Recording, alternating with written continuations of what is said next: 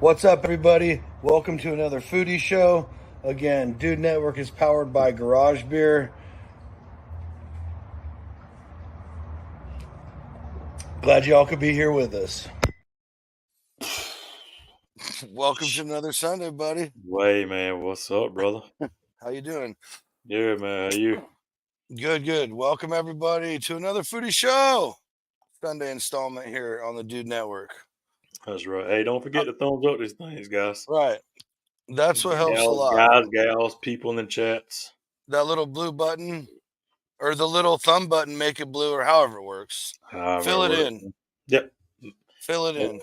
As Robert Ray says, if you don't thumbs up and like this thing, you're a loser. That has been said. A few times. Right. Don't be a loser like the show. That's right. How the heck are you, dude? Good, man. Good. That's hey, watching some football and cooking today. That's about it. No, man. Yeah, I actually forgot I was cooking pork steaks, and they went on at 4:00 this afternoon, so they went hot and fast today. Mm-hmm. Yep. Mm-hmm. Oh. They still was good though. They still was good. Yeah. They still was good. You forgot you had to do them, huh? Yeah, I was like, oh, I forgot I had to do these today. I did. I was worthless today. I didn't do crap. Yeah. Well, I started. I have some meat marinated in jerky. Okay. And then I did make a Kima pasta dish. That's what she wanted for dinner. Nice. But yeah, I was supposed to smoke like 6 things of bacon. Yeah, I did nothing. Yeah, that did not happen today. Nope, sure did not. Well, I guess that happened this week then. Yeah, I'll put them on tomorrow or something. Yeah. Yep. Hey, it happens sometimes. Right. Especially when you got a day and you know you can just really chill. And whenever time just slips away. I stayed up a little late last night, so later than normal. Well, yeah, I did. I seen a little something. Oh no! Oh no! We're not playing that though. No, I didn't. I did not pull it in. I did not. Okay, we're not. We're not. No, sir. And hey, moving on. We're not just a duo tonight, everybody. We are a trio. Let's bring in the dude himself, the $10 meal deal master, the bourbon review king, Tony Lane. There he is. The poor people's champ. The prince of the poors. Back again. We're back, baby. We're back on top of the throne, too. We are. Yeah. Right. We had ourselves a weekend. Yeah. Welcome to all the new followers if you're here. Welcome. Right. Welcome. Hey, how you doing? How's your weekend? I'm obviously, besides getting the throne back. Yeah, I mean, I worked really hard last week, probably traveled over 1,000 miles on the road. So it was really hard for me to get going. But I was able to recoup and still get some things accomplished. And there you go. It's kind of laid low, man. Just got my bearings. I wanted to be more productive than what I was. But when I look back at the day, I was like, still got things done. So we're in better shape than where we were at the start of it. So I'll take it. Yeah, bet that. Yeah. That's positive right there. Yeah, made sometimes I base the day on the food, and we had good food, but not the best of food, but not the best recipes I've ever busted out, but still edible plus. There you go. Plus. Edible plus, dude. That's the new official rating system. There you go. Edible plus, and we'll come up with the rest. That's going to be the Foodie show rating system. Edible plus, yeah. The quinoa was interesting. I would not buy more quinoa. Yeah, I'm not a fan of quinoa either. It wasn't terrible. I'm not gonna lie to you. But if I'm gonna have to eat a grain, I'm gonna go with rice all the time. Right. You can get it. And they even make those wild rice boiling bags now, and those are really good. Yeah, quinoa is very, very. You got to want it. It's gritty. It reminds me of what's that crap that Kim always eats for breakfast? Oatmeal? Grits. Dude. Yeah, I know, Damon. It's gonna hurt. This is gonna hurt. Wait a minute now. Wait a minute. I'm not big grits. I'm not big grits guy either, John Z. It's like wet sand, man. I can't do it, dude. I cannot do it. Blasphemy. Damon's I know. done. Wow. I know, dude. I know that one's below the belt, dude. I know. Excuse myself from this group right here. Yep. He's like, let me lean back to my 8,000 trophies back here. Can't do it, man. And and here's the thing, though. Here's the thing. Here it is. Yeah, never mind. Let's go. I will say I've had some killer. Now, if there's like cheese grits, like shrimp and cheese grits, like I do like those. There's a difference between your instant grits and grits you have to cook for about an hour. So we'll leave it at that and let it go. Yeah. Now I would like I would let you make me your best. Yeah. I would let you make me your best grits, and I would try it, hoping to God I liked it. Yeah. I would do that for you, Damon. 100%. No, I would do it. Yeah, not because or you, Tony, if you liked it, I would. I want to like it. Stone ground grits, basically stone ground grits, and I thought you said underground grits. No, stone ground grits. And you cook them with heavy cream and everything like that instead of like water, and it takes 45 minutes to an hour for them to get right. Yeah, that's like the crab that Kim does. She puts milk and stuff in there. Yeah. Okay, well, we'll talk after. You're gonna learn today, John. Yeah, you're gonna learn today, buddy.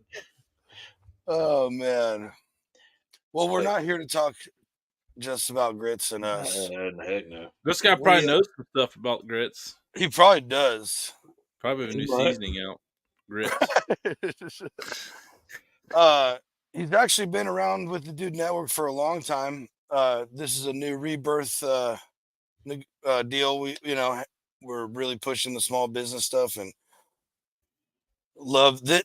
Look, dude, folks, there's 30 blends and it's stuff from all over the place. You would not believe no other seasoning companies I know about are making seasonings like this. It's mind blowing. Like, Tony, I think you've got to try some of the more interesting ones. I kind of went with the ones I figured I'd like. Well, fun fact, Troubadour was like the first partner wasn't even the Dude Network. It was of At Night Train Lane, I think, at the time. Okay. Was it that far back? Yeah, it's been a minute. I wouldn't even think I was at 1,000 followers when I first got in with Troubadour. But no, it's I've got to try a lot of them. There's some that have been around for like one of the ones you like. They've been around for a long time. I mean, I've known them for 3+ years, and the Sizzling Yardbird, the Chicago Steak Rub. Two of my favorites, Applewood Pork and Poultry, the Sweet and Smoky. Oof, yeah, they're a couple OGs, so. Yeah, all kind, and then there's been some of the newer stuff like the shawarma, the blackening, the vindaloo curry, all kinds of cool new stuff, and really fun. I like that it's a versatile lineup. You can go traditional barbecue, or you could, season up some white rice with some butter and like some curry. You can have curry rice like real quick and easy without buying the expensive curry paste.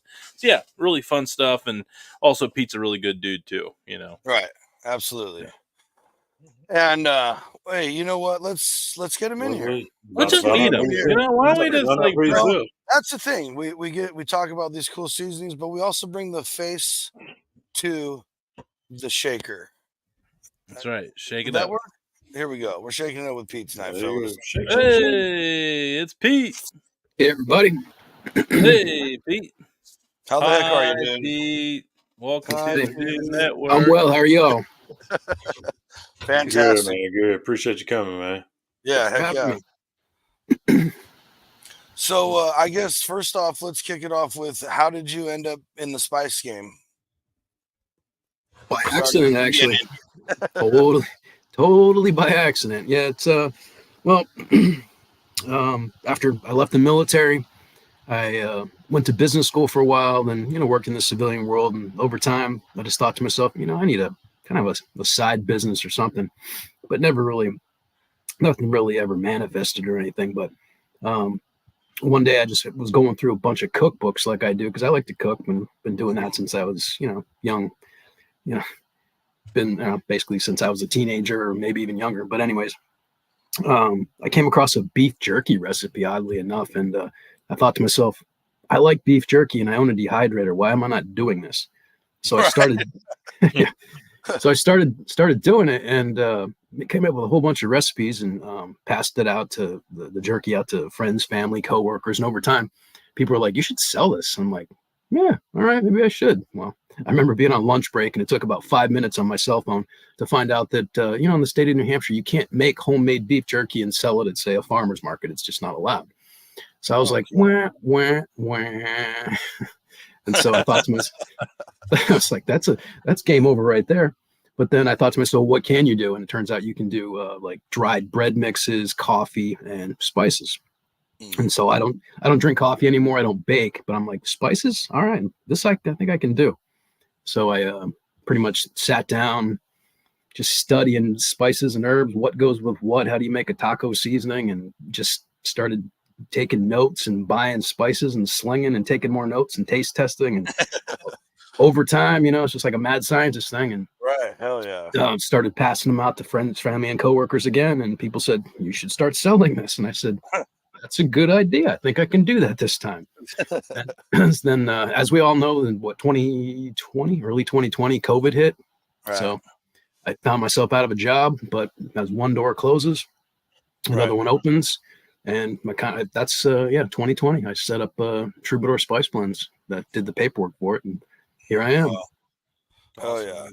Was because you do it all in-house yourself, right? Still? Correct. Was that a hard process to get your place approved for that? Like, because I know like different food trucks and there's all these different rules all over the place. So I'm just wondering what it took for that. In the state of New Hampshire, I actually don't need a license to do what I do, but because I sell on the internet, I have to get an inspection and all that kind of stuff. So there are people in the state that actually do what I do, and they sell, at mom and pop craft stores and stuff like that. But I wanted to do e-commerce, so I scheduled scheduled the appointment, did the paperwork, all that kind of stuff, and you get inspected. They come and check you out and stuff like that. And because spices don't require any refrigeration or anything like that, it's pretty easy to do. I know not all states allow that, but New Hampshire does. Right, you are right, sir. Yeah, every state's different. That is for certain. Ain't that right, Damon? Oh, absolutely. Thank you, South Carolina. Hey, he called it out. I didn't say nothing. Hey, I'll call it out like it is. Yeah, that's funny. What do you got, Tony? Well, I got a good one here for Pete. A little bit of a softball, slow pitch format question here. With all your years in the Air Force, with what you did, how important and critical with the attention to detail has that converted over to spice and seasoning blend making? Ooh, that's a good question. Yeah, trying to flex. But. Well, I like that question though, because it's just thinking back on my time in the military. Well, just because Tony knows, but you guys don't. I was in the Air Force, and I was an aircraft loadmaster, and that involves weight and balance of the airplane, supervising the loading and unloading of passengers and cargo. So the airplane has to fly as if it's empty, even when it's loaded. So you have to make sure everything is restrained properly, loaded properly, and everything gets there safely. It was a glorified UPS type of job, but it's a lot of attention to detail, a lot of paperwork, a lot of more important cargo. Yeah. I mean, but truth be told, I hauled everything from, say, pallets of toilet paper to tanks, trucks, bombs, teddy bears and household goods. So it just depended on what. Yeah, a lot of different stuff. Crazy. Oh yeah. You ever have to balance a tank and toilet paper on the same load? Because I feel like that's a skill set, Typically, you're only going to fit a couple of tanks on the same plane, so everything you won't have anything else besides that. But we did Black Hawk helicopters and just stuff like that, just all kinds of crazy stuff. What's the craziest thing you ever loaded that you can talk about without getting pew-pewed by no. Or I'm sorry, accidentally fall tomorrow. all of a sudden I just disappear. Yeah, here lies Pete. He made seasonings. That was it. Nothing else. Said too much already, Tony. Yeah, we've already said. Here lies Pete. No. One of the largest things, type of things we loaded. We did like space parts and stuff like that. Cool. For NASA. I couldn't even tell you what some of it is, just because I don't even know. It's just all kinds of guys standing around with laser levels and stuff like this. But one of the biggest pieces of cargo I remember loading was a Mark V Navy SEAL boat, one of those really badass combat-looking boats. Dude, that's cool. Sick, dude. I think it was designed to fit specifically on the C5, which was the plane that I was on, and that's the largest cargo jet that the military has. They're still in existence. I think they're down to about 50 or so. There were about 150, I think. So yeah, so that was one of the largest pieces of cargo. But it's, back to the attention to detail thing. That whole job is about attention to detail. And then so when I left the military and went to business school, now it's just a different set. It's a different set of details, if you will. Right. Yeah. And after business school, I worked in logistics, booking truckloads of freight, stuff like that. Basically, selling squares on a 53-foot van, pallet squares kind of thing. Yep. I wasn't physically there with the cargo, but I was on the phone and doing email and scheduling stuff. Whereas in the Air Force, I was physically there flying along with the plane. Right. I also did some production work, making widgets. I was an inventory manager at an auction house. So between inventory, logistics, and production, military experience, business school, it kind of all just perfect storm, And so with doing spices, like you're asking, Tony, it's very much like, by the numbers as far as the procedure goes, but the art, I don't know where it comes from. I just sit down and just start doing and trying and keep doing and trying. And I throw away some stuff. I mean, I keep all the notes, but I'm like, that's no good. These are good. Let's go with that. And so it's just, it's a process, but it's part science, part art. So right. Absolutely. Definitely art. Definitely right. art. Yeah, absolutely. Dude, Yeah, I had people at this Matanza thing I go to. Gotcha, boys. I had some wild duck breasts. He's one of us. Yeah, we drink every time he says Matanza. I don't know why they started it. I don't even say it that much, so whatever, guys. Yeah. But I had all these duck breasts I brought for everybody from these wild hunted ducks, and everybody was freaking out about them. And I'm like, dude, you guys need to trust me; they're going to be good. And I used your Montreal poultry seasoning, which I am such a fan of that seasoning. It's ridiculous. Cool. And there was only one person who didn't try it. Everybody else was like, dude, that was so good. I've never had any meat like that before. Awesome. Got him. That's awesome. Hey, there you go. I'm going to brag a little bit because I even did make a sale at the Matanza. What? Oh, wait, what? Oh. Oh, yeah. Dang it. Yeah, Damon, come on. What are you doing, buddy? Come on, Damon. Drink your water. That one was on purpose. Yeah, that was actually just general statement. Just sold a bunch of Montreal poultry today, too. That's probably the one. It's catching on, man. It's catching on. It's good. It is good. It is good. You can never. I will say there's an art form to a good chicken seasoning, guys. Right. And like, if it's a good like herbal blend, you should be able just to layer that stuff on there and it still be delicious. So yeah, I put it on there, let it soak in there for a while, put some on again, and mix it, put it in the pan, and then I sprinkled a little bit on when I pulled them off and cut them. Like I couldn't. Yeah, and it's not going to be too salty. It's not going to be too. I mean, if you open the thing and don't be stupid about it. But I use salt when I make my blends, but I do not like the flavor of a lot of salt. So every blend gets salt because when I started doing spice blending, I would always ask myself, does this need something? Do I need to get rid of something? And if I ever got to the point where it's like, what does this need? It was always, I need a little bit of salt, just a little bit, not a lot, just a little bit. And as far as your preparation technique, that's pretty much what I do. You can take your meat, put it in a Ziploc, put it in a dish, right? Coat it with the seasonings. I like to let it sit overnight. Some people do a couple hours. I do it overnight, and I find that when I let it sit overnight, most of the time it's just with my seasonings, and then I bake it in the oven. It forms almost a crust. You don't need any breading or anything like that. And then, as you said, you can. I call it redusting. So after you're done cooking, hit it with a little more. Whatever you want. Sky's the limit. You want to use a little, you want to use a lot, whatever. Doesn't whatever you want to do.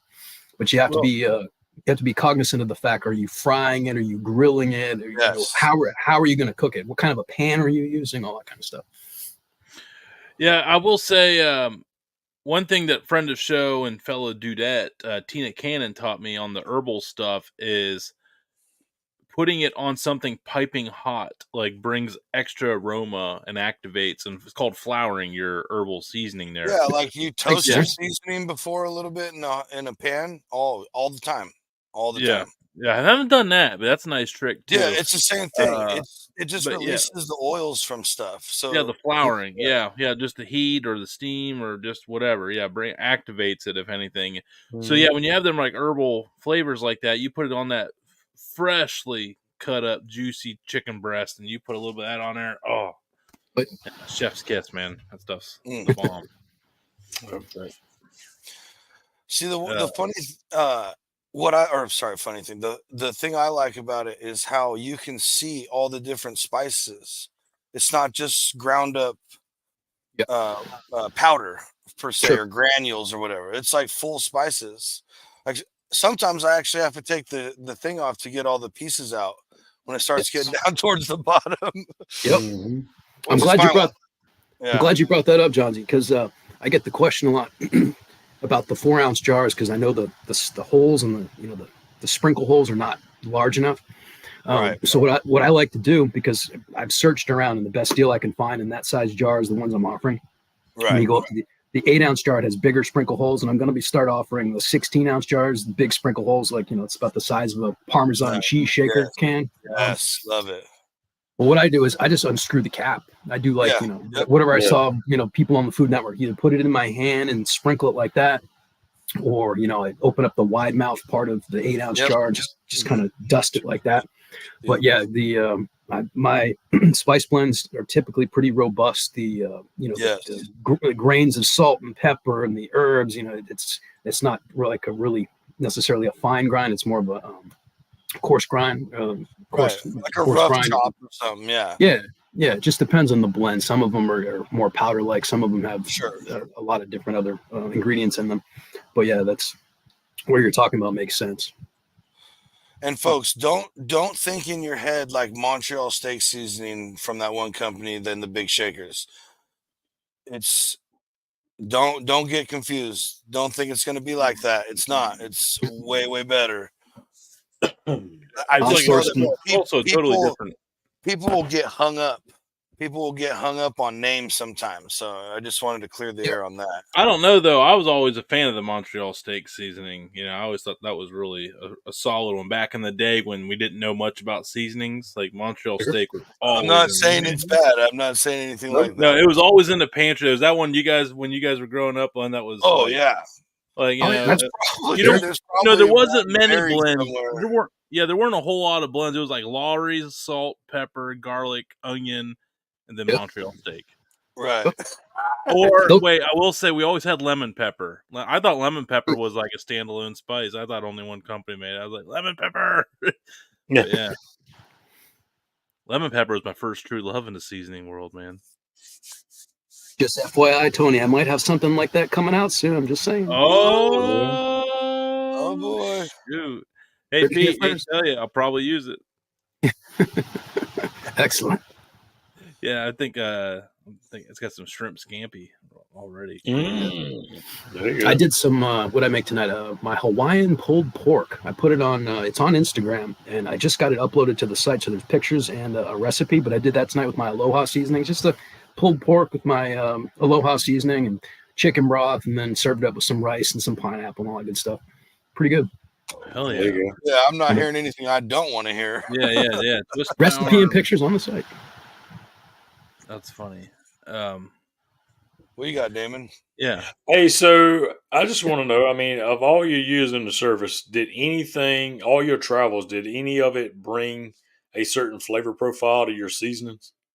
Meaning you was at this country and it brought this flavor profile?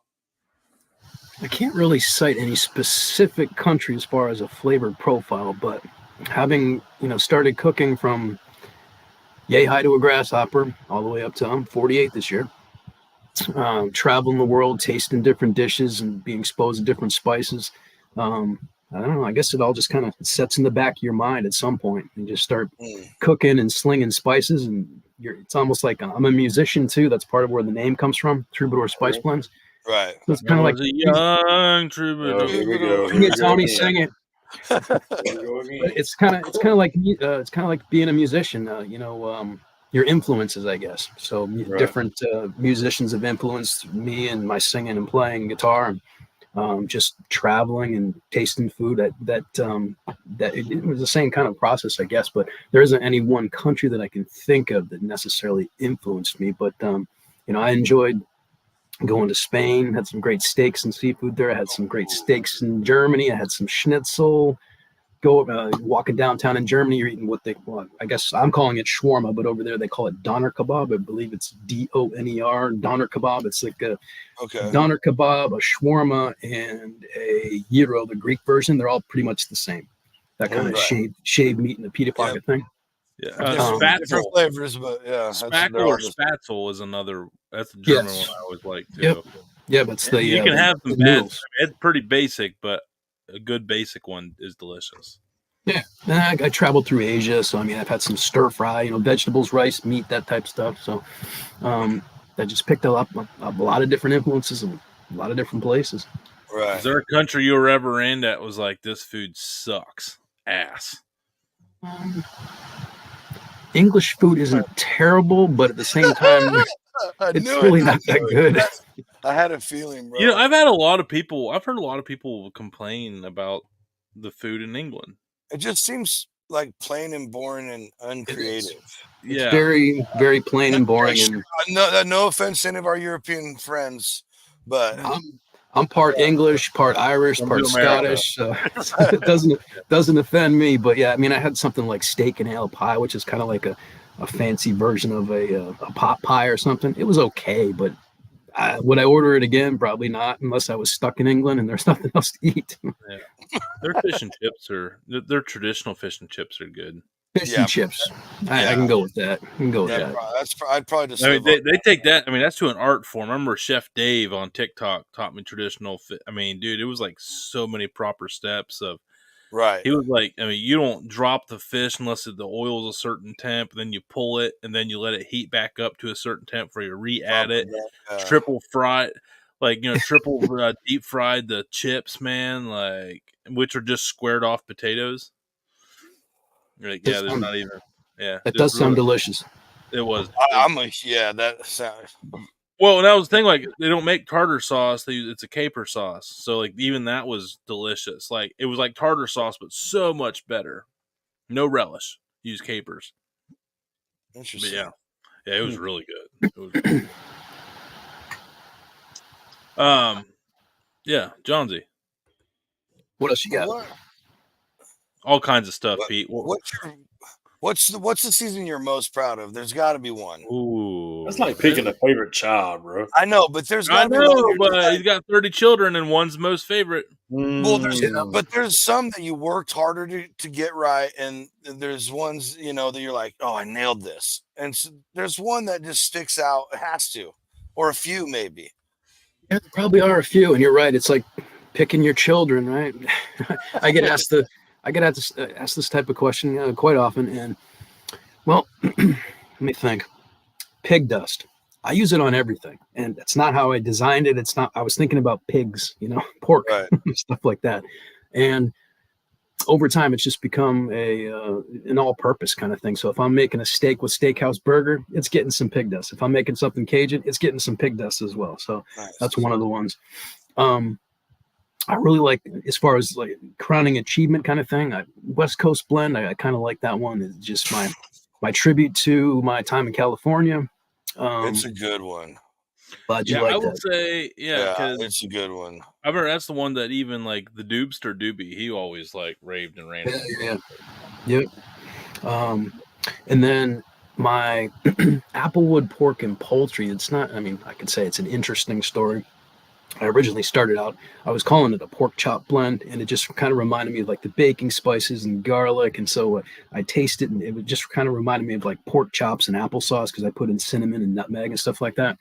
Well, I happened to be doing some inventory, surfing around, just looking for spices, and I came across some Applewood smoked salt. And I thought, I haven't seen this before. And so I got some of that, and I started messing around with my pork chop blend. And well, what you have today is now the new Applewood pork and poultry. And so I put like some maple sugar in there and some that smoked salt, and used my previous recipe. And it took quite a few versions to get it right, but I finally settled on something that I really like. And then say a blend like Vindaloo curry. I don't know. I don't think it's really that popular, but I like it. It has ghost chili in it. I like Indian food, so I wanted to go with something spicy. And as far as an achievement goes on that, I think it might have taken me about 9 times, like 9 versions of that to actually get it where it is today. And it doesn't always happen. I have recipes that have taken me 9, 10 times, and I'm like, I just don't think this is going anywhere. So it either tastes like something I've already done, or it's just not going in the direction that I want. So I save it so that I remember what I did. Right. But I shelve that and I go on to something else that I'm currently working on and trying to get to where I need it to be. Speaking of seasonings, we are doing a giveaway tonight. We don't want to get too deep in the show. And thank you. Yes, I was waiting on it. I was waiting on it. I was like, people are over like, are we doing a giveaway? Or yes, we are doing a giveaway. Right. The last giveaway should be. Oh, I'm sorry. I was just saying the last giveaway I believe is delivering tomorrow.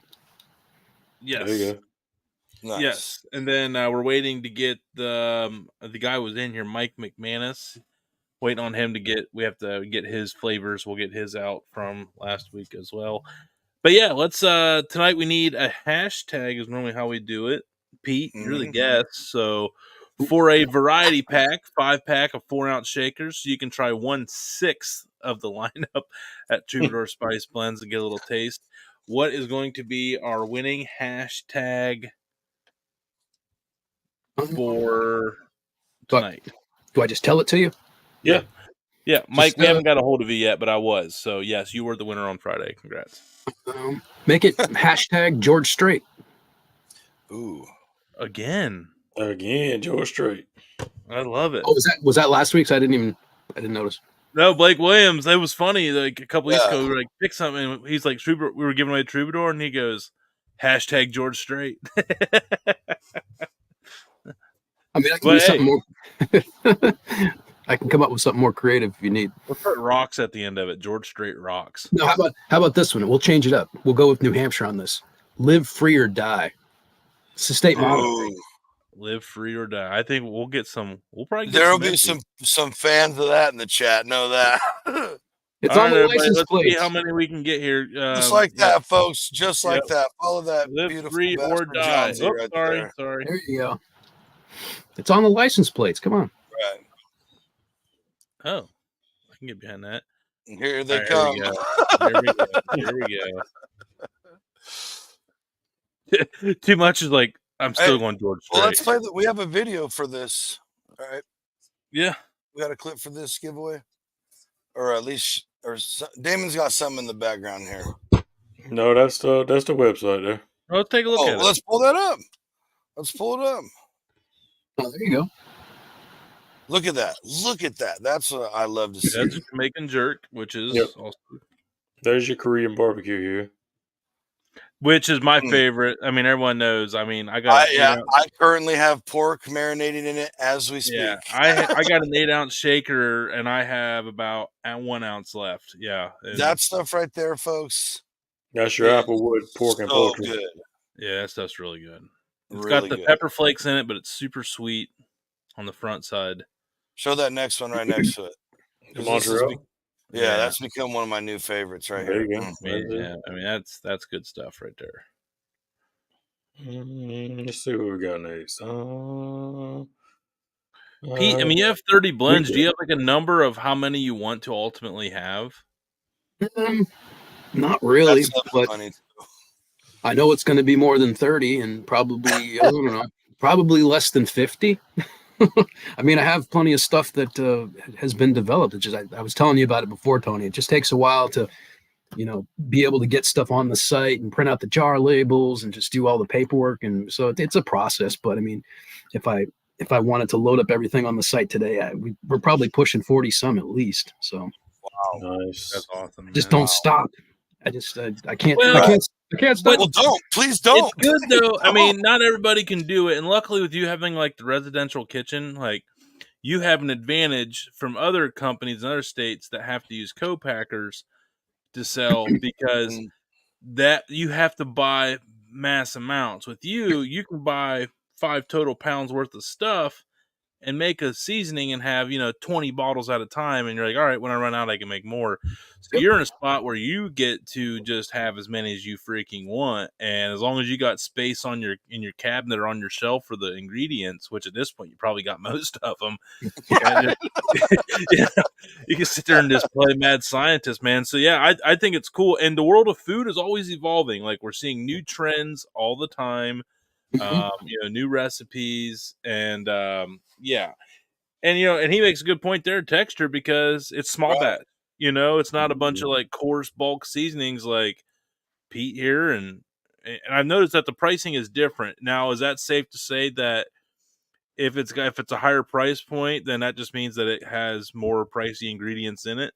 Yeah, that's correct. Something like pig dust, not a lot of expensive ingredients. Something like an applewood. I mean, when you start putting maple sugar and smoked applewood salt, you have to charge a little bit more. So I've come up with my pricing from $7, $8, or $9 for the 4-ounce jar.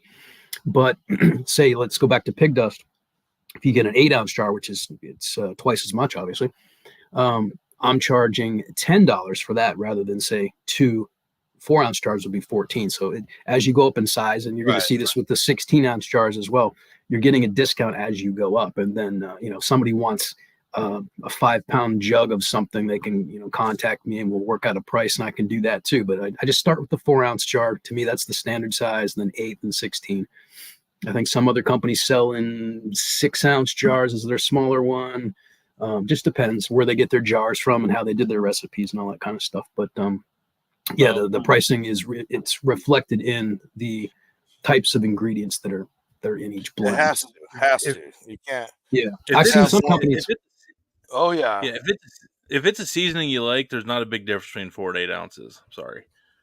Yeah, no, I mean, like I said, it gets cheaper as you go up. So yeah, I'll just start buying the Montreal poultry in the 16. Know that. There you go. Yeah, absolutely. You can make that happen. Sure. Right. Want to say that? I'm trying to think.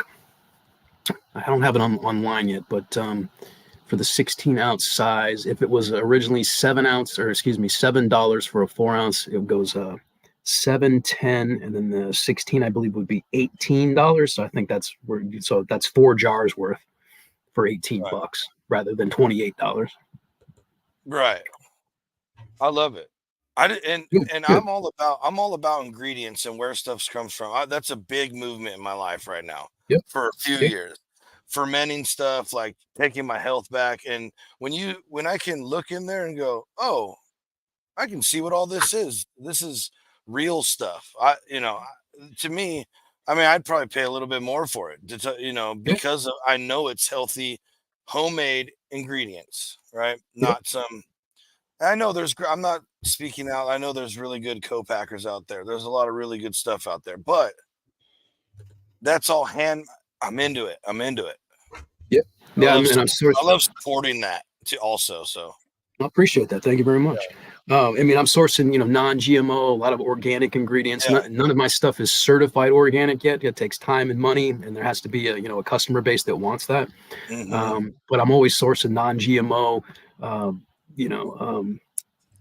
organic ingredients. I don't put any preservatives in. I don't use any anti-caking agents, no MSG, none of that stuff. So my spices, as I tell people, they do stick. It's okay. That means they're clean. Yeah.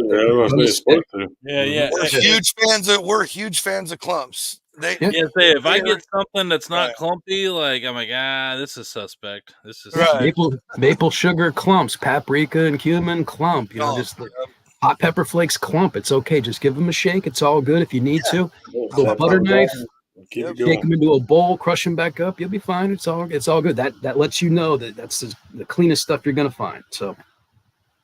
Yeah, if you just squeeze a little bit, it breaks right back up. It's all good. Sure it does. Yeah, but a lot of people are concerned about that. And then, stuff like I get the question all the time about gluten. I'm not certified gluten-free, but spices in general are considered gluten-free, and I don't put anything in them like fillers. So I didn't take it to a lab and have it certified. I guess by law, I could technically put on my jar gluten-free. But if for some reason in the manufacturing process where I buy stuff from, dust is blowing around in the same factory, it could, end up in various different products. And so you don't want to be in the situation where you're considering your spice blends gluten-free, but you didn't test them first to make sure that they absolutely are before you claim they are. Right, kind of right. Yeah, the glutard community is real serious about that stuff, man. Oh, yeah. I mean, I get asked about sugar. I get asked about salt.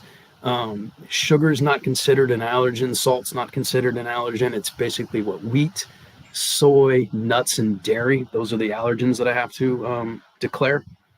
And so the only blend that I have that has any kind of gluten in it is the Korean barbecue, but that's because I use soy sauce powder, and it technically has just a scant bit of wheat in it, I guess, to make the powder. Right. But that's it. It's declared in the jar. I have to declare it, but that's no wonder I like it so much. Right. You put extra gluten in it for you, Tony. Yeah, I love I want all the glutes. And speaking of which, I just poured your jars, the sample jars that we were talking about. The Korean barbecue's in there. It'll be out this week. I'll be sending them to you this week. Oh, dude, I tell you, those Asian ribs I make. Ooh, yeah, I'm excited for it. I'm excited. That's right. You're doing some Korean barbecue too, right, Johnsy? Yeah, my dad for his church served a mission in Korea, so I grew up with him making bulgogi and stuff. And I've been to some really good Korean barbecues, and it smells. And I always taste my seasonings, and it tastes really freaking good. So I'm excited. Yeah, the Korean barbecue. If there's one that you want my opinion on, folks, because I just did that leftover pork barbecue fried rice a couple days ago. It's the Korean barbecue is a game changer. Yeah. Well, what was your very first one? Sorry, Johnsy. What was your very first? What was your very first blend? Oh, you got Damon's again. Oh no, okay, Damon. What was your question? No, that was it. Go ahead. Damon wants to know, Pete. What was your first blend? I don't remember. I might have it written down somewhere, but it was between Pig Dust, Southwest, and my original version of a wing dust. It's not the aviator wing dust that I came up with later, but I had an original version. So it's one of those three. I cannot remember which. If I find an old jar around here, it probably has the date on it or something. It's like about May of 2019 or something like that. It was one of those three. I don't remember exactly which one. Good question, Damon. Yeah, good job, bro. Appreciate you. Yeah. Got anything else that you need a minute? No, I mean, I got another one. Yeah, perfect. Let's get him out, Damon, before we steal him. Yeah. What's the toughest ingredient for you to get your hands on to make your blends? Ooh, you don't think we've ever asked anybody that? Ding. Let me think. Sometimes getting hot chili flakes like ghost chilies, or sometimes habaneros, jalapeno flakes. Sometimes that gets a bit tricky. Have to, source all kinds of different places. There's actually frozen bags of habaneros right now. Yeah, well, during the summertime we grow some hot peppers here, but they're not for my products. We use them in-house. But I specifically buy this stuff online for my products. Sometimes, let me see, for my Aloha blend, I use some crushed bay leaf. Sometimes I'm trying to find that as a pain. So really, stuff like, yeah, I mean, you can find it, but not necessarily to my liking. I haven't put out any blends yet, but I will be, and I'm using like Anaheim green chili flakes, and it took me a while to actually source those where they weren't like the whole chili that you have to grind up yourself. And I think I've heard you talk about that, Johnsy, grinding peppers, because I've done that. Be very careful. We gassed up the place, and I didn't even you end up macing yourself, and you think like you go slow, because the very first time I just popped it off while I was doing coffee or something, and could see, I was like, oh boy.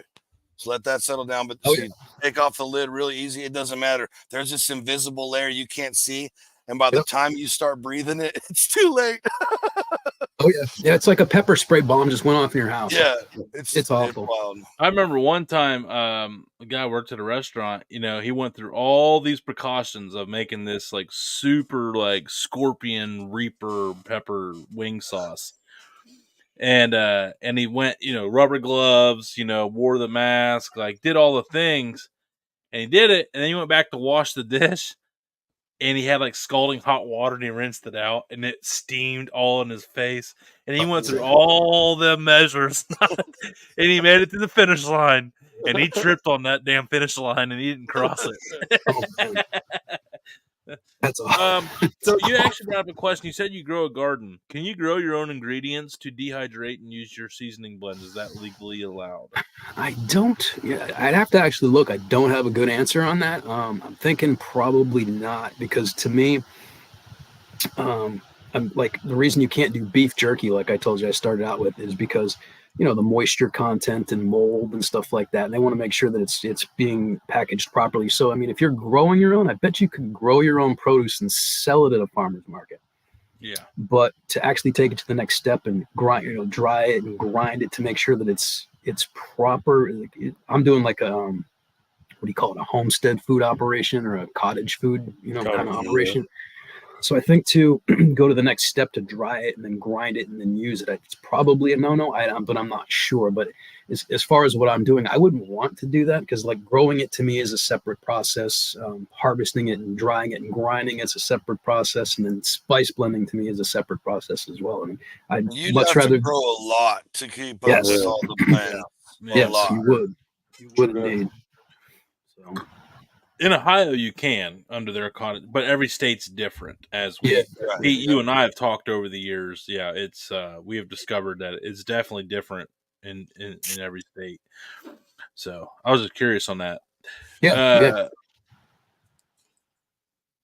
would be nice. Remember, everybody, we do have a giveaway going for anybody new faces in here. # live free or die.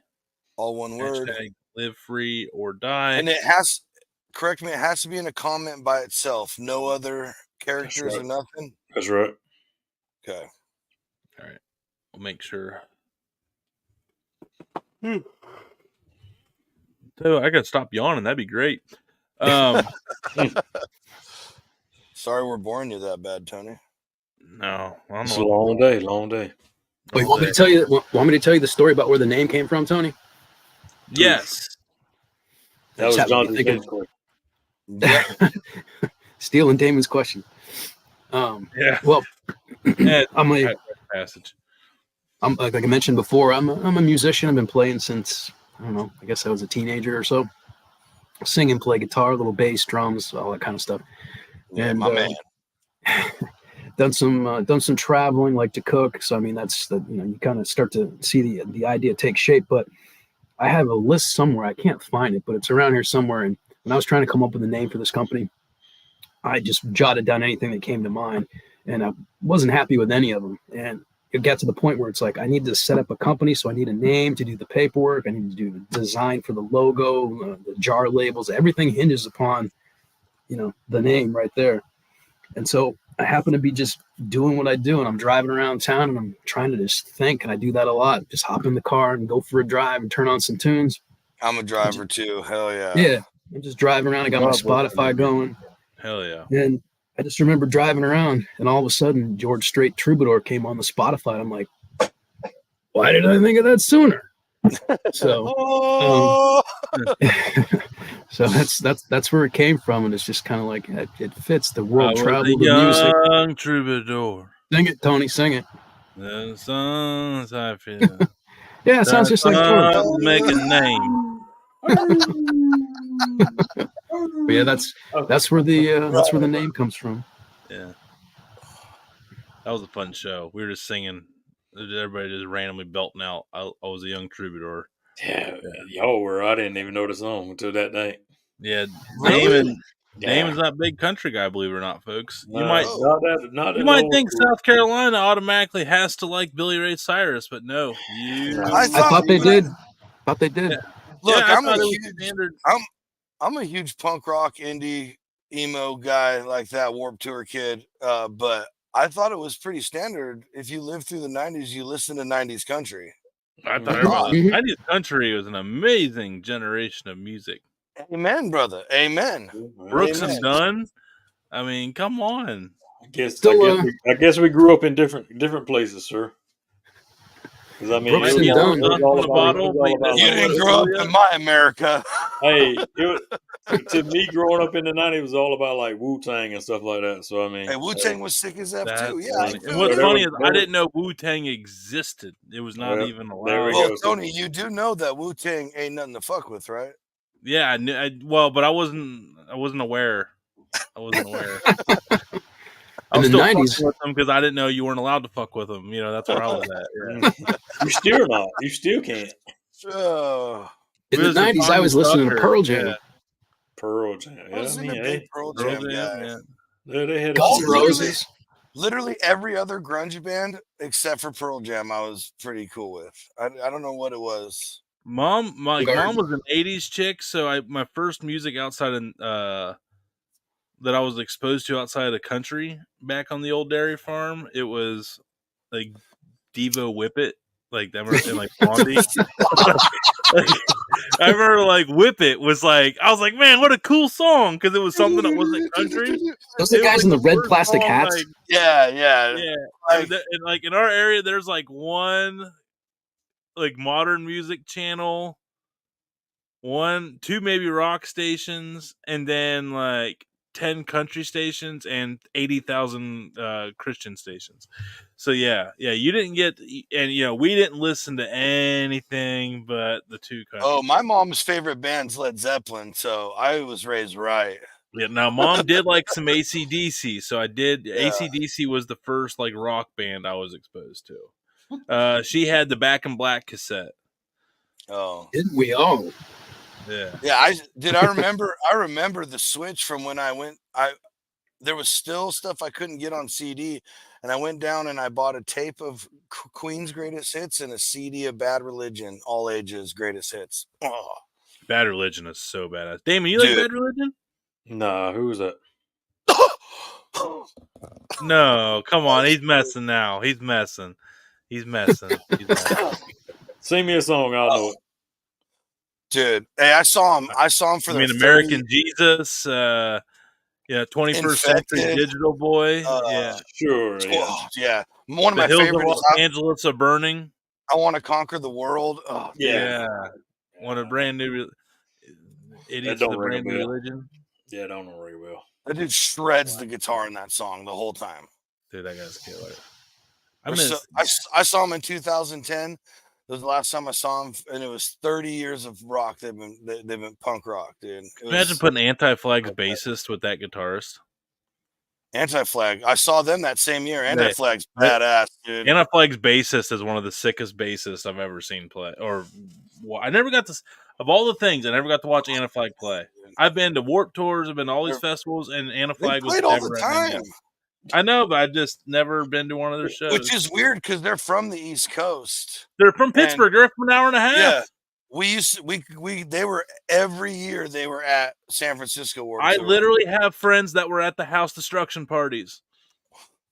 That were physically with the house destruction party. That's amazing.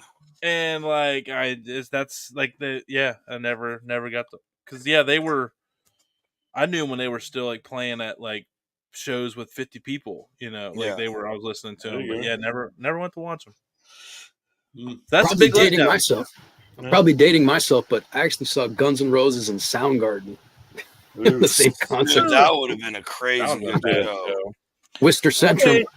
And that, especially back when Axl could actually sing. Listen, I think this is a fun one here. We're on the topic of music. We've all been to concerts here.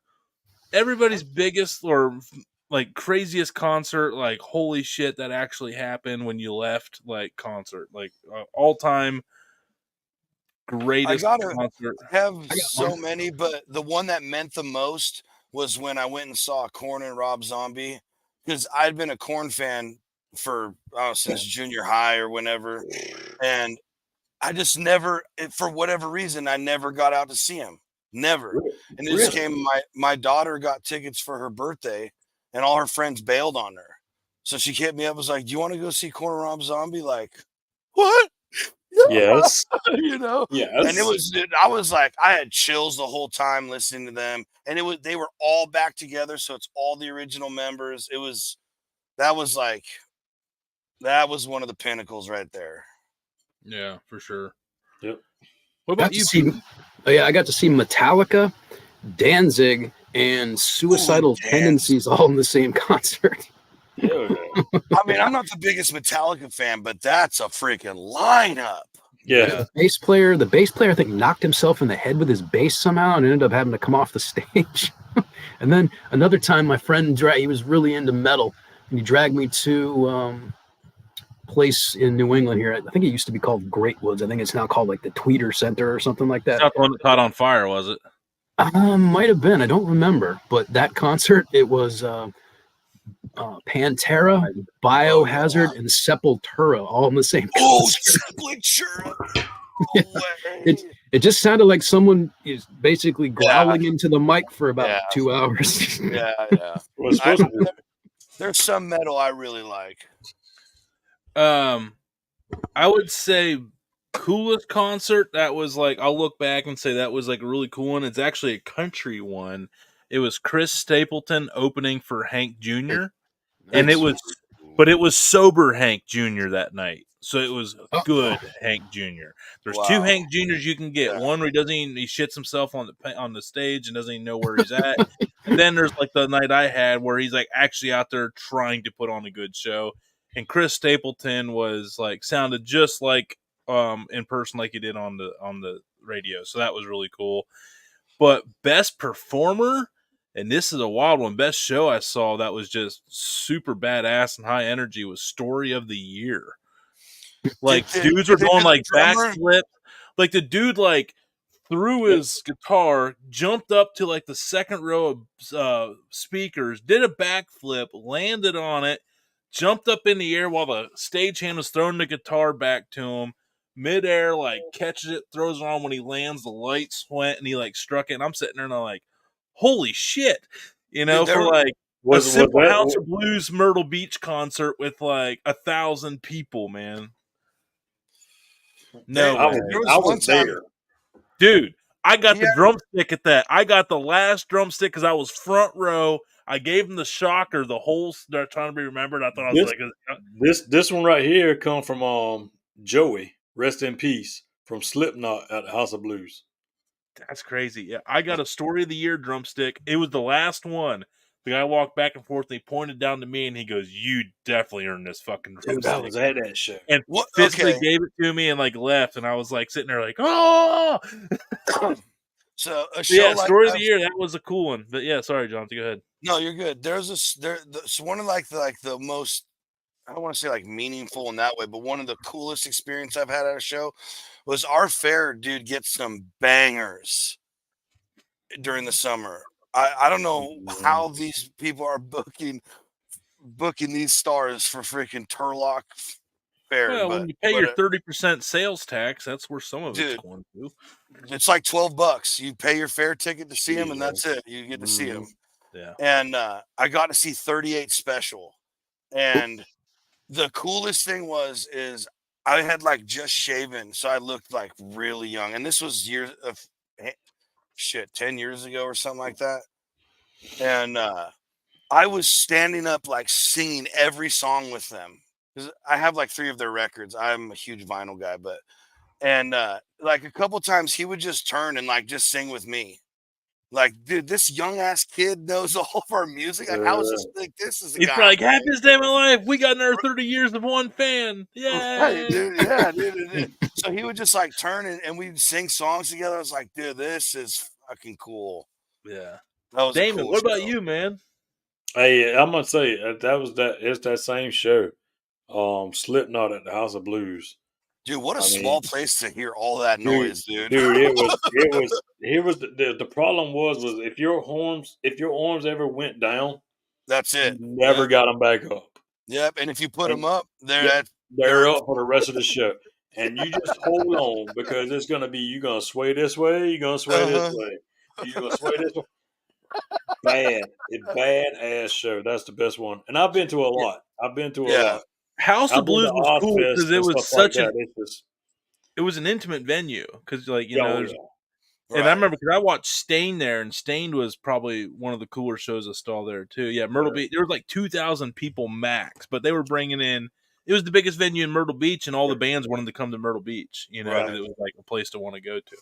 Yep. Yeah. Seen a bunch of Once I videos got of it. to like organize and book a big music event, and we booked Jason Michael Carroll and Steve Holy, the country guy, saying, "I got a brand new girlfriend." You know, like the Oh, really? yeah. Oh. And I remember I was the host, I was the MC, and I get up there and he goes, I'm like, encore, like put him on the spot in front of like a couple thousand people. I'm like, encore. And he's looked at me and he goes, man, how do you want me to follow up from that, man? Like, I can't, no. He just looked at me in front of everybody. He's like, no, not encoring. Show's over.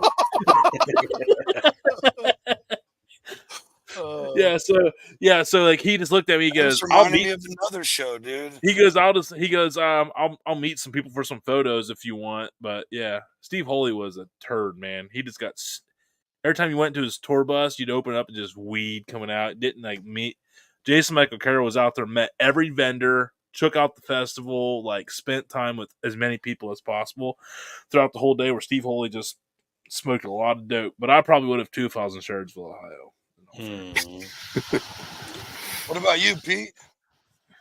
What's that? Well, he said his was no. We were talking about favorites though. Oh, favorites. Favorite shows. Oh, I didn't know. I got to see Willie Nelson about 10 years ago. That was pretty cool. Oh. Man, that would have been dope. Would you smoke BB King? No. Actually, the odd thing about the Willie Nelson concert, like if you ever listen to Willie and you can sing along to all his songs, you're driving around and all that kind of stuff. That's not the way he sings in concert. Nope. Not at all. No, it's you're not singing with Willie. You're not singing along with Willie in concert because he just phrases everything differently, and it just doesn't sound anything like the record. And that's probably because he's been performing the same song for 80 years. I'd probably change it up too every once in a while. I got to see the Allman Brothers were pretty cool, and I got to see BB King. That was pretty cool. There you go. Yeah. Greg Allman, I still laugh to this day because he was the keyboardist, and right. I don't know if he was drinking water, if he's drinking whiskey, but the show starts out with like one of those plastic cups, the solo cups on his keyboard, and by the end of it, there's like 7 or 8 of them, and he's got his cigarette going, and he's playing guitar like this. Water, dude. There's no got one hand going, and he's going like this, and he's switching hands and drinking, and still play like it's just back and forth with smoking and drinking while he's alternating hands, and I'm just like, you got to be kidding me.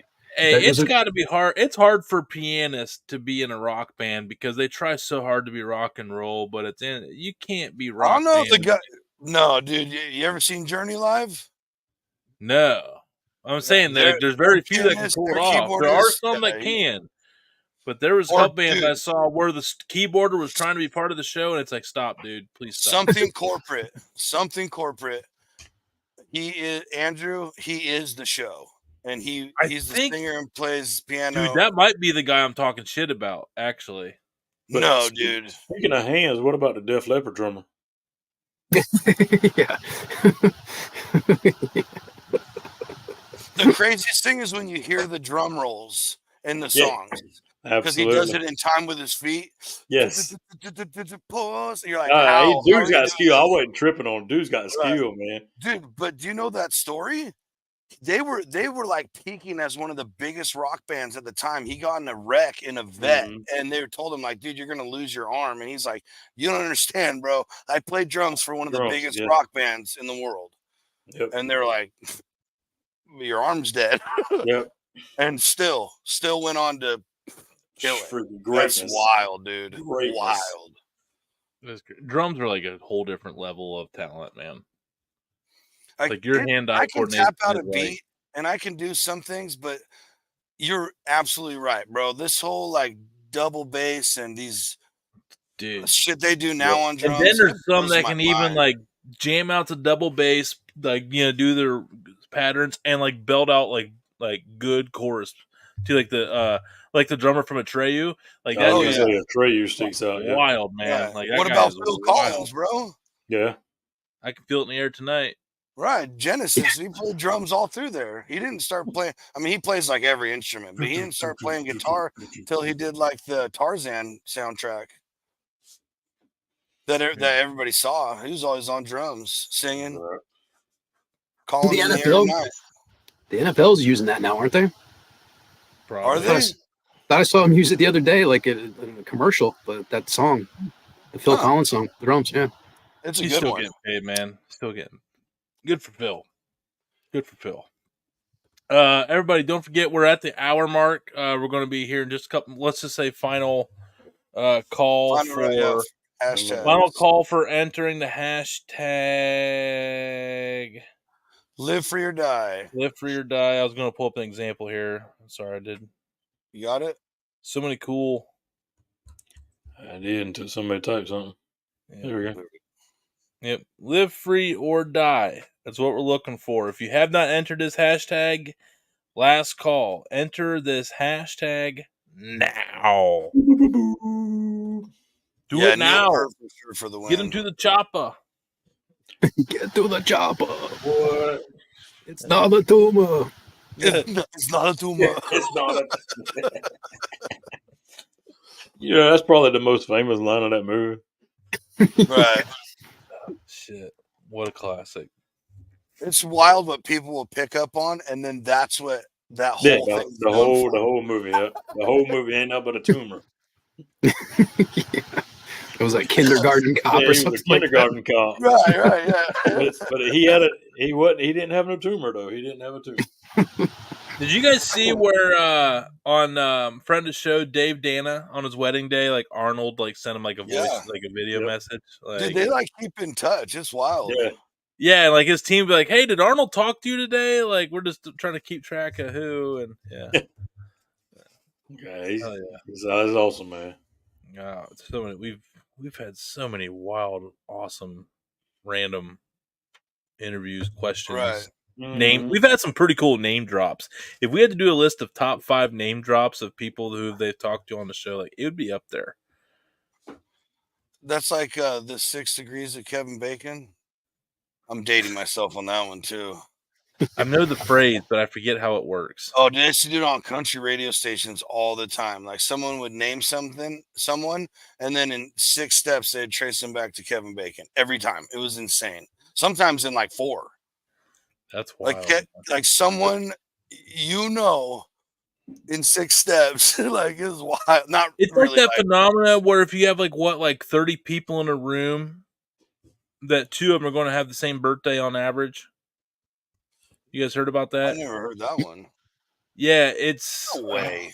I'm gonna hang on. Yeah, they say it's like this weird phenomena. The birthday vortex, is that what they call it? I never heard of that one. That's wild. Kind of like the Waffle House indicator. You ever seen that one? For my birthday. What's the Waffle House indicator? I think it's something to do with weather or something like that. I just type it in, Waffle House indicator. Oh, no. I mean, you do stuff like that, man. You get on lists, bro. I think it has something to do with a storm. Like how many of them are going to close. Is now predicting our weather. Hey, they probably be more accurate than most. I'm trying to find it. I'm trying to. They were just talking about this on the radio the other day. Of like having. That's right. They Bernstein buried you, bud. Here we go. Okay, here it is. In a room of just 23 people, there's a 50-50 chance of at least 2 people having the same birthday. In a room of 75, there's a 99.9% chance of at least 2 people matching. No way. So you got to think, there's 365 days in a year, but if you get in a room with 74 other people, someone will have the same birthday as you, 99.9% of the time. And if there's only 23 people, 50% chance someone in that room is going to have the same birthday with you. I just checked out Waffle House indicator. It comes up on AccuWeather.com, and it has something to do with the severity of a storm. What? What? Waffle House? Wow. Well, there's a special lady waiting on you at the Waffle House. Waffle House. Hey, the Waffle House in town is now a weed shop, so go figure. What is the Waffle House index? It's like how many of them are going to shut down in before a storm hits or something? No. It comes from Waffle House's reputation for Always being open. being well prepared for disasters and either remaining open during disastrous weather or reopening shortly afterward. Wow. So basically, they don't ever close. Like during a hurricane, you still got Aunt Dorothy over there serving flapjacks. Yeah, so Right. like man, even the Waffle House is shut down for this one. Like, oh shit, Hey, bat in the hatches. They must pay really well if they're staying open. Hey, There's storms. I got one a mile away from the house, and it's the same way as always. During the tropical storm, you can go there. During the during the Gulf War, they came up with the Domino's pizza indicator too. I think because in DC, I used to have to teach that, but in DC, like right around the Gulf War, the local pizza places noticed that if something was happening in DC, they would be ordering a lot of pizzas being sent to the government. And so they started figuring out that if a lot of pizzas were being ordered in DC, something was probably going to happen like the Gulf War. Oh, shit. Wow. I think it's called the Domino's Pizza Indicator or the Domino's Pizza Index. That's wild. That's wild. All right, right I think there. we're done on the giveaway entries, so let's go ahead. Yeah, and, let's do that. Let's do that for let's give some everybody. shit away, but it's not shit. It's the nectar of the gods in a 4-ounce shaker. I was gonna say, geez, bro. The term, give some shit away. Yeah, I get where you at. Here we go. Pete, count us down real quick. Starting from, let's see, 5, 4, 3, 2, 1. Spin that shit. That's right, spin that shit. I see my name popping up a lot. Oh. Boom! Oh, double. Well, lucky for you, Pete. That's going to be only one shipping. Michael, let us know what 10 seasonings you would like to try. Oh, man. That almost sounded rigged. Yeah, right? Yeah, I mean... Are we getting hacked? Public Hey, hunting. Tony, can you save me on shipping? It's all... Yeah, it's all... Yeah, whatever you want. I'll send them out. Yeah, okay. Cool, man. There it is. Yep. Congratulations, Mike. Oh, sorry. Congratulations. Hey, congratulations, Michael. Seriously. Yep. TroubadourSpiceBlends.com or .co. Adventures. Right? Either one. She big mad. Yes, both work. Yep. Yeah.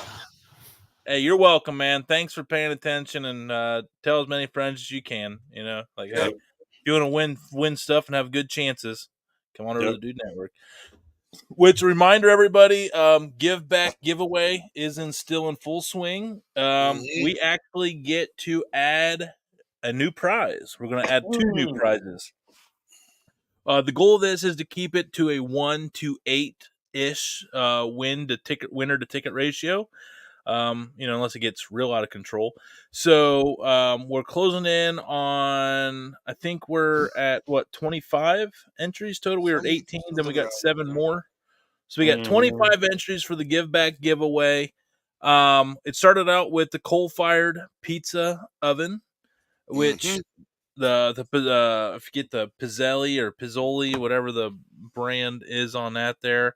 It's about like $100, coal-fired pizza oven. Buy some Meathead charcoal if you're going to put in there. If you're Absolutely. Other shameless plug along the way. But we're also going to add the next biggest one is a mini Frigidaire 6-pack personal refrigerator, a desktop refrigerator.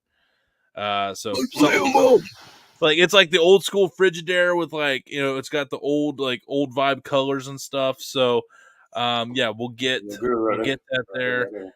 And then we have this coming in for next month. We'll share with that next month what this is. I love that Rogers. But also we're going to give away the third prize is going to be a 5-pack variety pack of Troubadour Spice Blends as the third one there. So now we have 3 things you can win. So here's how this works. 1 ticket can win one prize. But if you buy multiple tickets, you can win multiple prizes. You are eligible for re-entry as a person, but the ticket is not eligible for re-entry. So if we pull your ticket or if we pull your name, you have 5 entries. You then only have 4 entries. One of them will be gone. We have until the end of the month. So yeah, it's a little mini retro fridge. It's it's pretty cool. It's just something that's pretty badass. It's like $50-$60 in that ballpark there. Something fun. But you're also helping us support our small businesses that we believe in. It's a good way to get you to try some fun new products that you can't go get at the Walmart shelves. And heaven forbid you have something delicious that's small batch in a residential kitchen. So It works 1 entry for every bottle of Troubadour. Someone bought 7 bottles today, 7 entries. If you buy a piece of garage beer merch, 4 entries. 4 entries. And if you buy a bottle of our Zesty Anything Bagel Seasoning, 1 entry as well, which you can get that on even Amazon. So you don't even have to do that. Hey, good evening. Oh, sorry. Good evening.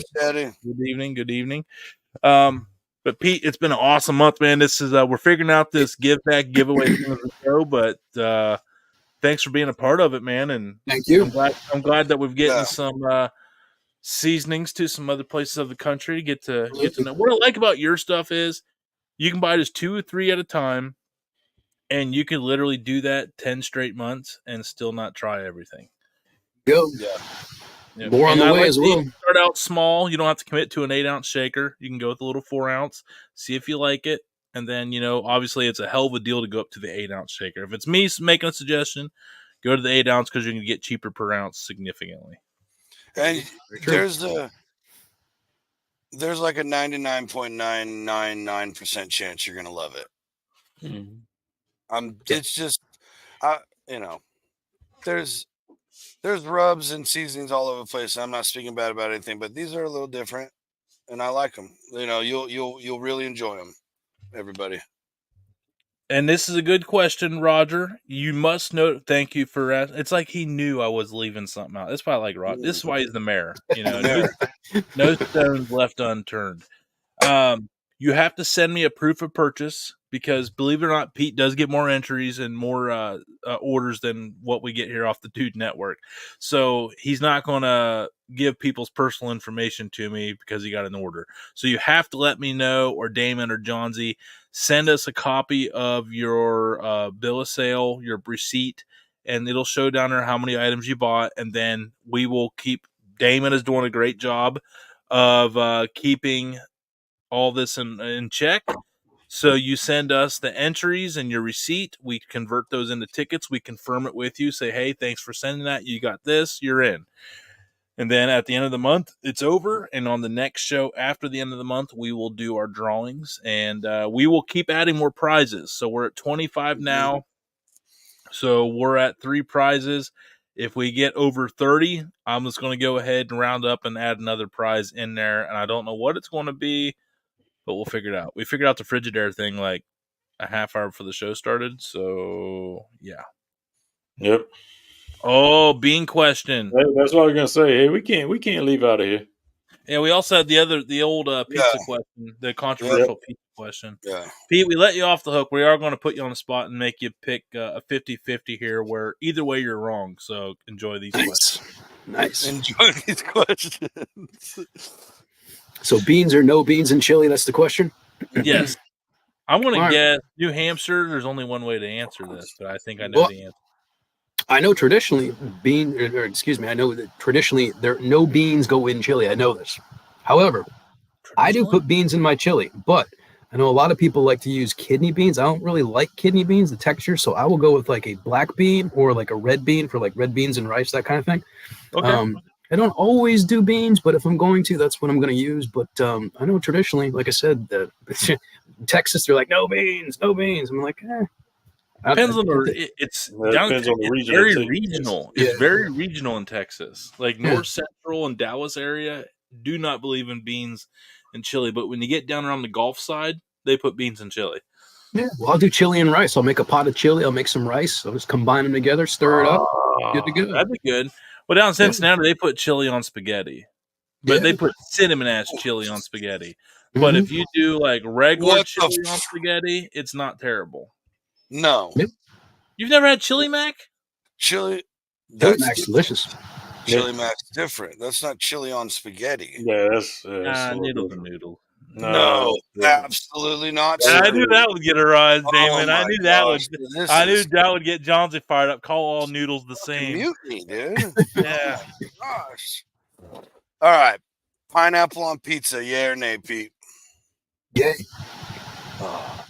Yep. well, there's But- everybody that's the show. But I will add to that though, with sliced jalapenos.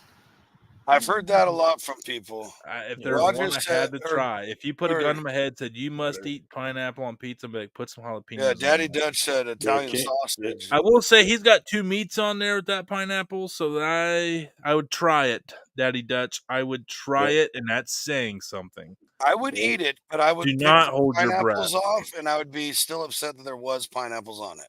He would give me that piece, and I would like look it over, like, what corner doesn't have pineapple on it? Like, delicious. like my kid when they try, like I'm like, you must try this chicken. They like take it. That was delicious. Like you didn't even put your damn lips on it. Like, Oh, so Pete, anything big for the year coming up, or any big plans? Other than you got some. You dropped a little hint. There might be some We've lemon been pepper hinting. of some sort in there. Any other hints that the loyal followers of Dude Network and another foodie show need to get a little sneak peek of? Trying to think, but like I said, I'm going to release the 16-ounce jars at some point. Yeah, I definitely have some new blends to release as well. And actually, I don't know if I mentioned it before. Now that I think about it, when people go to troubadourspiceblends.co or .com, we own both of them now, so you can either one will get you to the site. If you're doing your shopping, you hit the shopping tab. We also do spice bundles, and that's beef, chicken, pork, seafood, that kind of thing. And each bundle is a 5-pack, and it's $2 off as compared to regular prices. If you would purchase the 5 separate ones, it's a $2 discount. And so I think I'm going to add some more of those. And let's see what else. Different sizes, bundles. We still have the $50. If you spend $50 or more. For anybody in catering, that's a banger of an option. For someone like me, and Damon, I know Damon, you 4-ounce shakers don't do us much good. Nope. I go through them pretty quick, but even the 8-ounce shakers, I can't use. I would love to do like a Korean barbecue brisket, man, but man, that 8-ounce shaker would kind of. Yep. Well, you know what? I'll have If they to ever get the done an 16. Asian style brisket, I think people would be mad. I'm doing it. Do it. Yeah, I can send you the 16 ounces. No big. Dude, No. I'm saying I'm gonna do I want to do like a brisket flat. I don't need a 16-ounce, but yeah. But I'm thinking a Asian style brisket would probably be money. Really good. Totally. Yeah, so stuff like that. Wrap it in some soy sauce. Yeah. I think I'm probably going to be doing some more. What's that? No, 10 minutes. Oh, I was just going to say, I think I'll probably be doing some more photos for Instagram, social media, probably doing some more recipes, putting them on the site, that kind of thing. So a whole bunch of stuff going on, but, not one thing in particular that stands out, I guess. This is a good one. Ketchup on your hot dog. That's a yes for me. Yeah, Chicago would hang me by my toenails, though. Mustard only. Mustard or barbecue sauce, that's it. Barbecue sauce, salsa, cheese, bacon, chili, that kind of stuff, but no ketchup. See, a true hillbilly hot dog up here has ketchup, mustard, onions, chili, and slaw. Onions? Yeah, diced up onions. Hell yeah. No, thank you. Oh man, the ultimate dog for me is mustard, chili, onions. That's me. This question is pretty decisive too, or dividing. I'm glad Lep brought that one up. I think we can add it to the wheel of controversy. Miracle Whip or mayo? Gotta be Neither. Neither. Dukes. I used to be a neither guy too, but now I will not eat Miracle Whip. Honestly, Will I don't not. really care. I don't care on that question. Negative. I will not. Hellman's all the way. Well, You gotta be Alyssa likes careful. that. You got to be Alyssa's careful with Hellman's too. Because John's, you were talking about clean ingredients. I know if you look at the back of Hellman's mayonnaise nowadays, it says made with bioengineered ingredients, which means Gosh. GMO. So I'm fat. Sorry, so it's all buddy. good. I'm fat. It's okay. Make your own. It's super easy. I tell you what, or just find a good aioli provider, and There we you know go. one. Homestyle Foods has like 4 Homestyle different Foods. aiolis for sale. That's really good. Yeah. Right. I actually just ordered some Chipotle of his. But Shoot, well, we've Pete, ran this in a while. So Tony, Go ahead, Tony. no, I was gonna say, Pete, man, a good time on here tonight for sure, dude. I'm glad we got to get you on here finally. Like I said, when we promoted the show, it's been way overdue, long time coming. yeah, thanks for having me. We've had a hell of a time pushing Troubadour this month, and people have been very well receptive of it because it's a good product. You know, we don't just push things; we do try them. We do. Please understand that, yeah. Yeah, we Johnsy and I have tried them. You know, years be fast. Damon is new to the game, but no, seriously, the Troubadour has been really good blends. Really enjoyed working with, and great for around the kitchen as well as on the pit smoker. So if you're just a regular cook and you don't got the fancy smokers, this is a really good one. It's really good for side dishes too. So yeah. Absolutely. Small cooks, foodies, backyard barbecuers, you name it. So we got something for you. Sure. With 30, he's got more than one for you. Yeah. So get out there and get it. Hey, before we head out of here, though, let's roll out the red carpet. Tell everybody where they can find you. Kind of promote yourself quick again. Yeah, it's the website's troubadourspiceblends.co, or you can also type troubadourspiceblends.com. We now own both of those domains, so either one will get you there. You can check us out on Instagram, which is, I think it's at troubadours.spice.blends, and then we're also on Twitter. I can't remember the handle on that one. And then I believe Tony's been putting some videos and stuff, and you as well, Brandon, on like Twitter and YouTube and places like that. So if you just type your username is Troubadour SPBL for anybody. Okay, yeah, that sounds about right. Yeah, kind of new to Twitter or X. And then and I'm also on, what do they call it, Threads, the Instagram version of X. I'm also on that, so you can find me various different places. That's one I have not got into. Yeah, so surf around. The website is out there. The web address troubadourspiceblends.co or .com, and then check us out on social media. And also, I forgot to mention, but if you go over to the site publicsquare.com and you sign into there and you check out Troubadour Spice Blends, you'll find a discount code for 10% off your purchase at checkout. So check that out. And guess what? If you send us your Public Square receipt, you still get entries. Right. Yeah. That's two things right there, folks.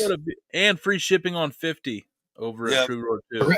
That should be mentioned because it does not take a lot of, for as much as shipping cost. Stick it to the man over here. I'll tell you, stick it to Pete up here. Take advantage of that free shipping. The free shipping. Don't forget, if you forget the code, it's actually listed on the main page of the website. It's all capital letters, free ship over 50, but it's listed on the website. If you just go to their main page, it tells you the code. Don't forget to claim it. It's you have to type it in at checkout to get it, but you can get it as long as you type it in, and you qualify, obviously. There you go. Thank you, Pete. Good show. Thank you, guys. Yeah. Yes, great show, Pete. Great show, dudes. Thank you, Eduardo. Awesome. Thank you. Appreciate you guys. So don't remember, continue Tony to has sent my choices. Okay. Beautiful. Don't forget about the giveaway, the month giveaway with bottles of Troubadour, merch from Garage Beer, or the Zab, is this anything bagel? That will, and something we didn't talk about, those winners will be announced on the Friday show. So make sure you turn in on the last Friday show. Sorry, we'll do the drawings on the first Friday show of February. There it is. Sorry. And who do we got this Friday, Tony? We have Randy Valero, funny dude. Yeah, another funny man. like monster in the New Funny, York comic right. scene. Very successful podcast. He's the headliner for Ralph Anthony, like when they perform together. And Ralph's got a freaking special, and Randy is, the main draw in when they're together. Not taking anything away from Ralph, but we're just trying to emphasize how awesome this opportunity is going to be for us to, get a really fun comic involved and just to tap into a different market. We love these New Yorkers, man. They're very brash. They're Yeah. very funny. Right. They're very honest. But yeah, they're, overall for that one's for Friday. And then we have don't forget, we've been doing some NFL playoff prediction shows Yes. with Thank you, reflog Tony. every Saturday at 9 a.m. Eastern time, just in time for the playoffs start. Have really enjoyed that, as well as we are growing as well. Troubadour is not the only spice company that's growing, or company, a small business that's growing. We are going to be adding a third show soon, and hopefully in a year we get that up to 4. But all things come to those that wait and are patient in developing it. We're excited to have all of you along for this great ride. It's been a fun one. But yeah, we're back on top of the throne as the princes of the pours over here on the Dude Network, and we're happy to have each and every one of you. And I was so jacked, I filmed another shopping video today because I'm like, we're just going to keep it rolling. We're going to keep it rolling. Nice. Breakfast Sammy's. Damon, what do we got next week? Got Bentley barbecue. Hey, Bentley, let's go On the show. So Mr. Viral himself. So lots of good stuff coming on the Dude Network. Don't forget to go show your support and get it into us for your monthly giveaway. Don't forget to check out Troubadour Spice Blends. You will not be disappointed. Pete, thank you again, sir, very, very much for everything and being here tonight. Damon, good to see you. Tony, good to see you. And everybody else in the chat, we're so happy you're here with us every week. We love all you guys. Everybody do something nice this week for someone else. Everybody love everybody, and we will see you next time.